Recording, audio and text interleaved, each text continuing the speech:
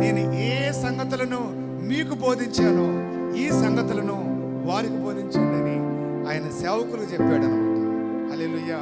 ఇంకా ఏమన్నా తెలుసా, నేను వెళుతున్నాను కానీ యుగ సమాప్తి వరకు మీతోనే ఉంటానని చెప్పండి అన్నాడు అనమాట.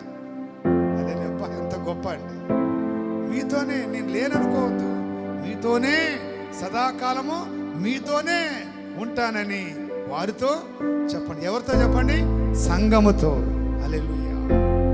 సంఘముతో చెప్పాలి. అందుకొరకే సంఘము వినుట వలన విశ్వాసము కలుగును, బోధించడం వలన బోధ కలిగిద్దండి. హల్లెలూయా.